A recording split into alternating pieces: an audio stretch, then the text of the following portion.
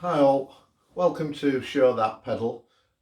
This is an opportunity for me to demonstrate this guitar, which is around about an early 60s Gibson Les Paul it's marked up as, but it's clearly the shape of an SG. Les Paul would have soon after that decided that he wanted Gibson to take his name off of this particular type of guitar. It's had a neck break by the looks of it, and it's got some really nice old sort of checking on it. Somebody put a pickup in it, different scratch plates, so it's got battle scars all over it. It doesn't stay in tune particularly well. This isn't the original bridge.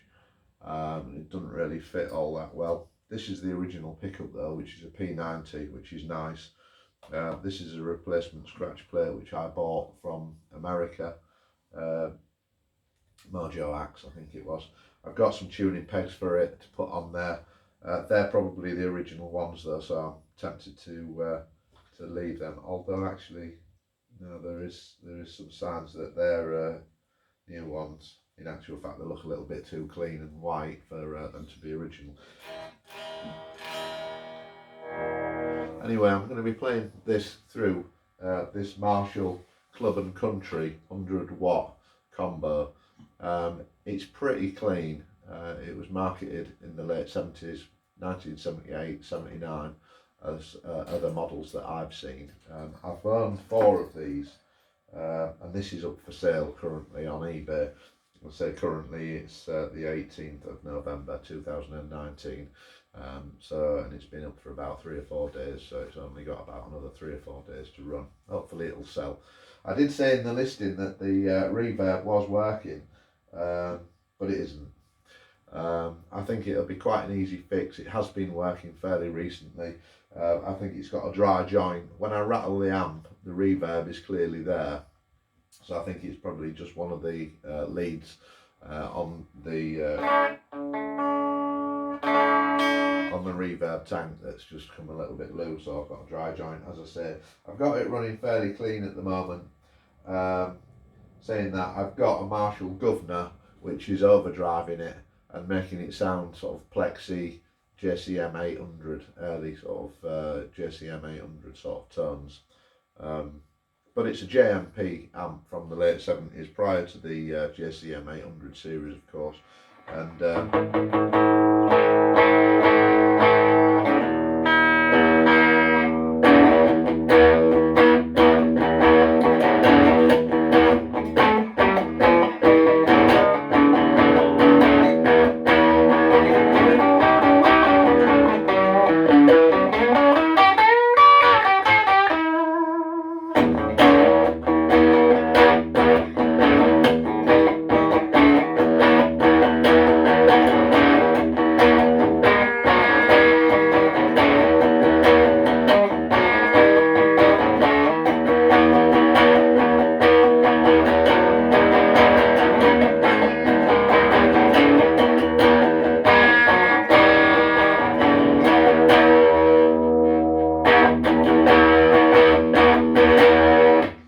giving you the reference tone, clean.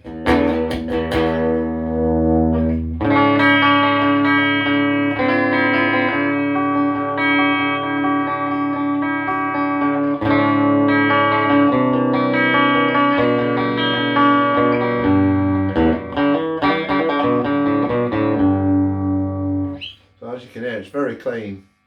It sounds very dry as well, without the reverb and without any overdrive. It does overdrive itself when you take the master volume right down and you take the individual channel, which is this channel. So it's got treble, middle, bass, also a bright switch and a boost, and 2 inputs. The reverb's down, as I say, so the volume there is right up. So I'll bring the master up slowly. And this was an amp that was designed after the Fender Twin as a. So like a lot of Fender Twins, it does overdrive as well.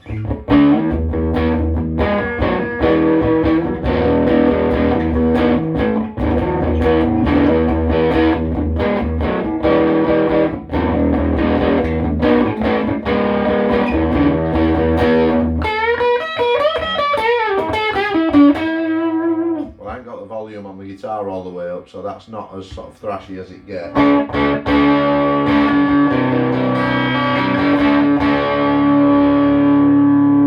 But that's it.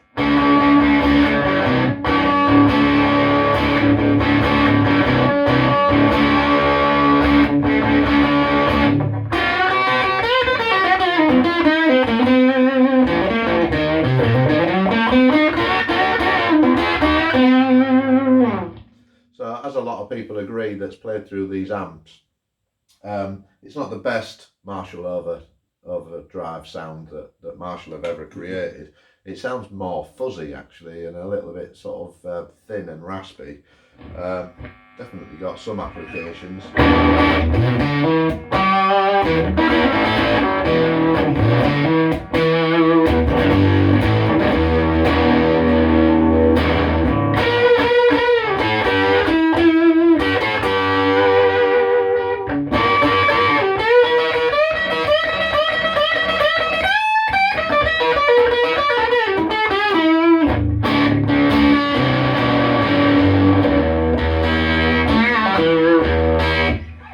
If we take the channel volume down again,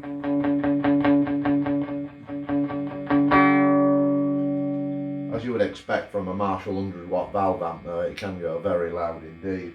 It does sound particularly nice with the Guvnor.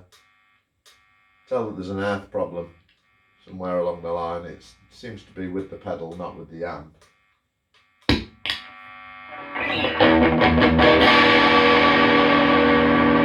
That can be really raspy. Of course, I've only got a back pickup on this guitar, but I can mimic the sound of a front pickup just by rolling some of the tone from it.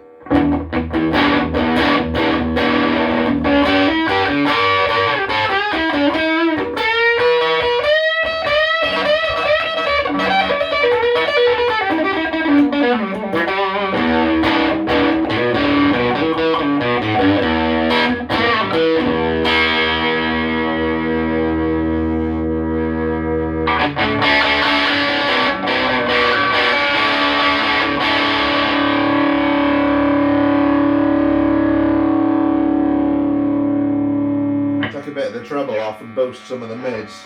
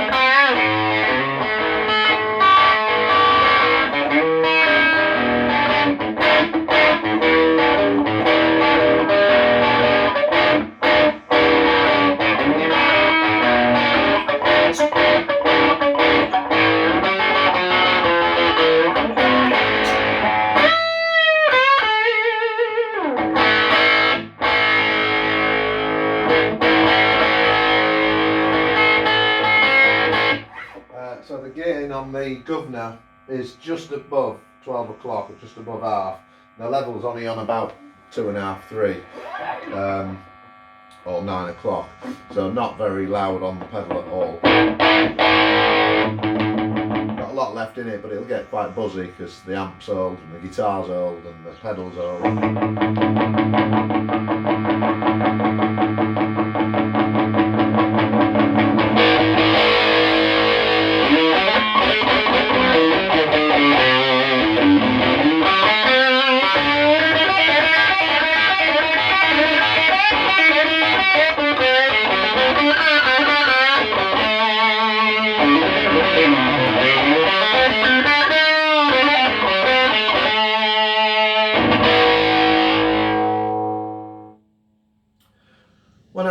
started playing guitar in 1985, I didn't really understand what a blues scale was, and I did understand like the melodic tones of a major scale, and then so something like Sweet Home Chicago, for instance, I would be playing it along with my band members, which were my cousins.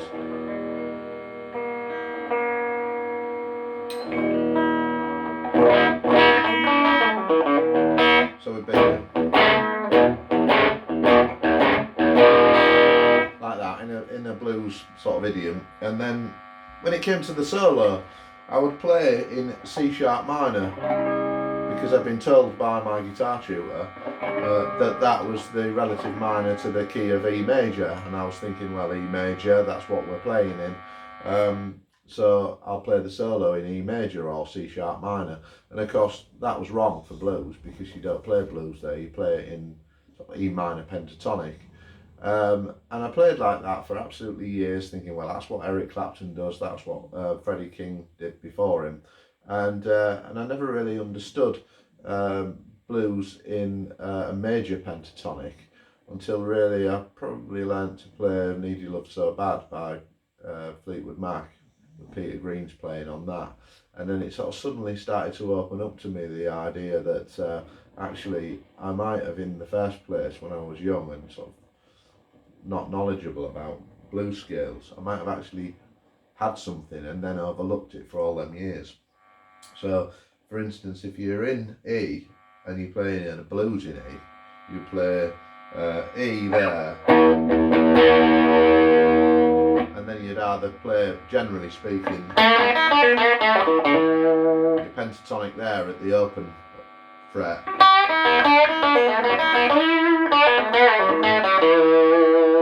and for later on in the song, when you're building the lead break up, you'd probably move to there.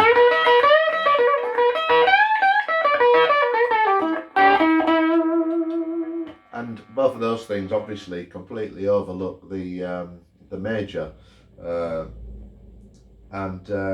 if you do move to the C sharp minor, which is the 9th fret,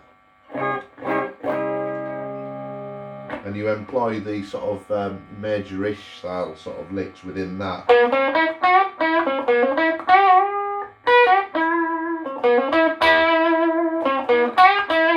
that's how you can really get an introduction into playing an E major pentatonic, by switching to the C sharp minor sort of position at the 9th fret there. Don't sort of go all out for all of the notes in the C sharp minor scale.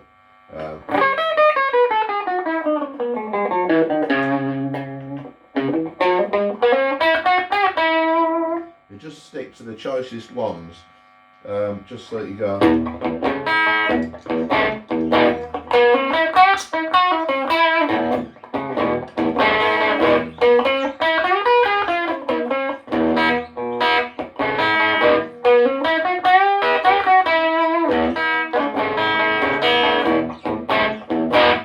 Not all this.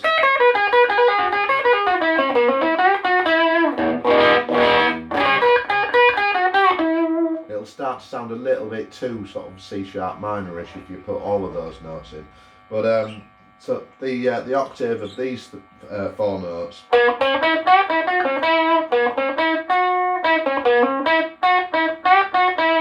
is there at the 12th fret.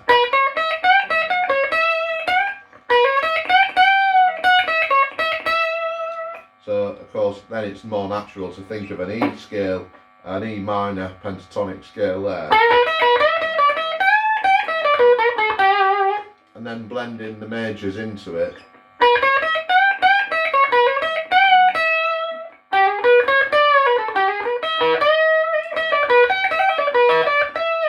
So you can play a little bit minor. When the time's right and the chord's right and you're feeling it, you can bang a little bit of the major stuff in.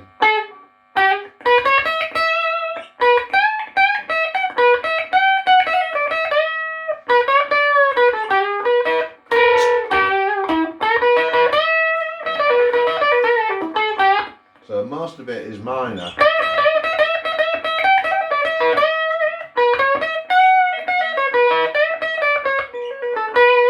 every now and again you can put a little bit of the flavour of that major stuff in, and it just adds an extra layer, an extra texture of interest to your playing.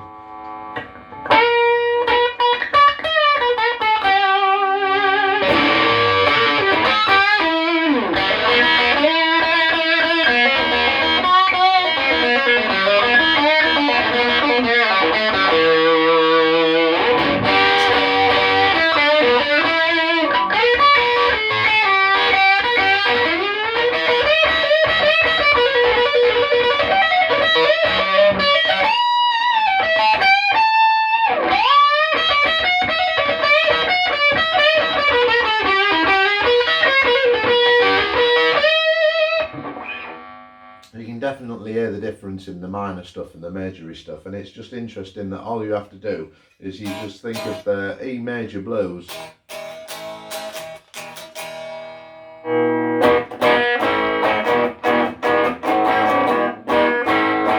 something bright and upbeat like that, you'd be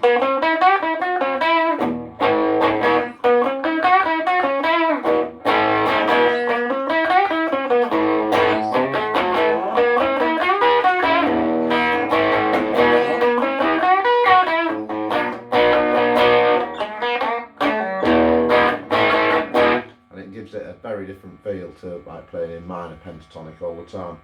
So you know, if you've enjoyed that, please subscribe to Show That Pedal. That's my my pedal show, where I'll be playing some interesting amps that I have. Some of them occasionally a bit for sale. Don't sell many pedals really, because I do like to keep pedals, but and I won't be selling this Gibson either. I got this off somebody who had got it off Steve Ellis from Love Affair, so it had been played by all of the chaps apparently down in Brighton, such as Paul Weller and his chums. So I'll be keeping this one, even though I do struggle with the intonation on it and keeping it in tune. But it's a good guitar, it's an old guitar, so it's definitely worth keeping, even if it's just to hang on the wall and enjoy. But occasionally I do play it, and I probably wouldn't play it live.